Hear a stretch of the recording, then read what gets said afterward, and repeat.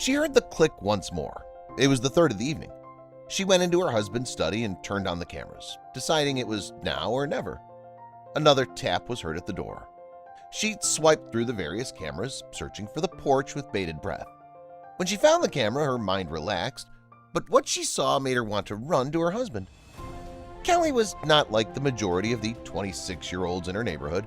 She'd finished graduate school and was a year into a happy marriage with her high school sweetheart, Brad Shoemaker. Shoemaker's life was perfect. They had everything a young couple could want: a nice home, reasonable income, and undying love between them. But this was about to change. When Jeremy was born, the Shoemaker family dynamic shifted. Although the birth brought Kelly and Brad great joy, it made staying in their city apartment extremely difficult. Brad proposed to move to the countryside after observing his wife's constant stress over the situation. Kelly agreed right away. She had no clue what she was getting herself into. The family relocated to a lovely home away from the hustle and bustle of the city. Jeremy was 2 years old at the time. He was the most enthusiastic about their new home of all the Shoemakers. The Shoemaker house was surrounded by lush trees that were home to squirrels. This was heaven for Jeremy, a 2-year-old. His mother, on the other hand, was not on the same page as him. A scurry of squirrels can attract a bird of prey, as Kelly said one night to her husband. She'd noticed Jeremy enjoying spending time in their backyard with the squirrels and was starting to fear the worst. Despite the fact that there were predators in their county, Brad assured her that everything was fine. When a knock on the door woke them up one night, he changed his mind. The Shoemakers heard a knock on their porch door on a cold Saturday night. Brad grabbed his bat and went downstairs to check. Kelly walked over to him, her bat in hand. When he looked at her, she wiggled her brows. Then she slid open the porch door. What they saw stopped them dead in their paths. A bleeding squirrel lay in front of Kelly and Brad. One of its hind legs was stained by an open wound. Kelly rushed to its aid when it barely scraped. The injured animal was taken in by the Shoemakers. They cleaned and bandaged the wound. To keep it warm, Jeremy brought a blanket.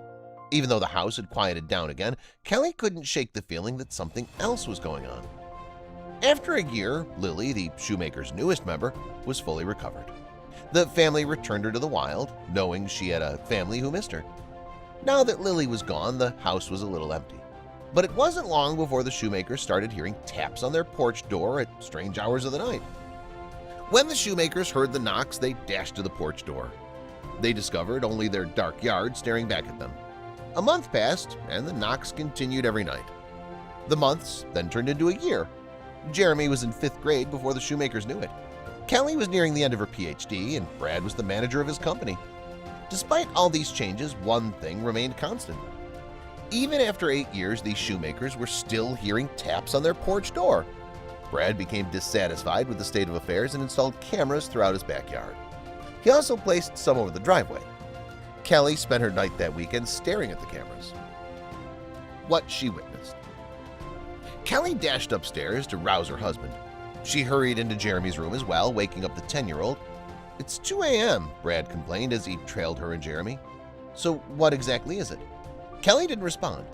She drew them both into Brad's study, her wide eyes fixed on the porch camera.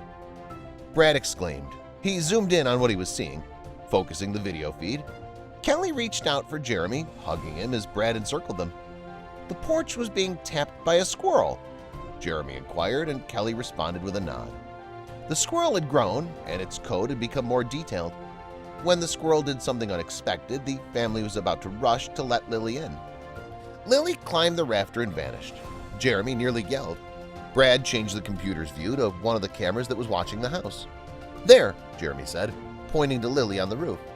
She climbed into a small gap between the tiles. "Attic?" Kelly suggested, and everyone dashed upstairs. Their jaws dropped when they discovered what they discovered. Lily was curled up in her old cuddler. She fed 3 kittens peacefully, well nestled between her legs. Kelly burst into tears of joy, while Brad and Jeremy remained silent. She reached out to them, and they held hands as they watched. Jeremy crept away, only to return a minute later with Lily's old blanket. The Shoemakers got Lily a new cuddler that was big enough for her kids, Jossie, Alan, and Cliff. Brad also cleaned up the attic and made it more animal-friendly. They discovered that every time they heard a knock on their door, it was Lily. She'd been living in their attic all along. It was incredible for Kelly to see the baby she raised raise her own children. So what do you guys think of this story? Don't forget to share and to subscribe.